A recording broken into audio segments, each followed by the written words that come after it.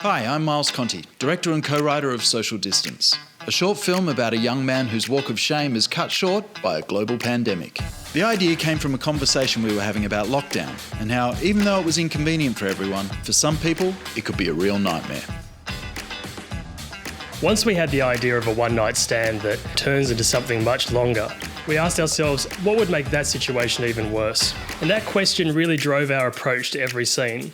We were constantly trying to escalate the situation, so things just got worse and worse for our hero.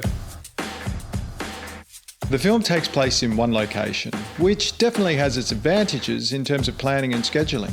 A major challenge, though, was producing a shoot under social distancing protocols. We were filming in a small apartment, so that meant keeping cast and crew below 10 people.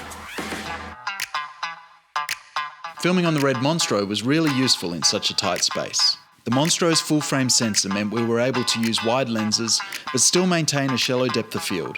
In some cases, our actors were only millimetres away from the lens. This look has a great comedic feel, but it also has a kind of nightmarish quality to it. A big part of directing comedy is allowing your actors to experiment and find those unexpected moments. But those moments will only work if you cover the performance in a way that works in the edit. I knew I wanted to be inside the action for a lot of the scenes. Inside the action basically means that you position the camera between your two actors. It makes the viewer feel involved in what's going on. It also has an advantage when it comes to continuity of performance, because you don't have to worry about what the other actor is doing when you cut. Of course, there are no jokes without sound, and being in a tight space meant we needed the right tools to get the job done. Sound is feeding, nice and quiet on set, thanks. Today I'm using the Rode News Shooter, which allows me to wirelessly send my boom's audio to my mixer, meaning I don't have to be cabled all day, which I really enjoy. We loaded our 8K Red Rushes into DaVinci Resolve, where we synced audio. Thanks to our Rode wireless system, we had a mixdown of location sound going directly to the camera, which meant syncing a day's worth of rushes only took a few minutes. We're in a unique situation where our two editors are also our two writers, so the edit came together pretty quickly, though we did have to pull out a few VFX tricks to nail down the performances we wanted.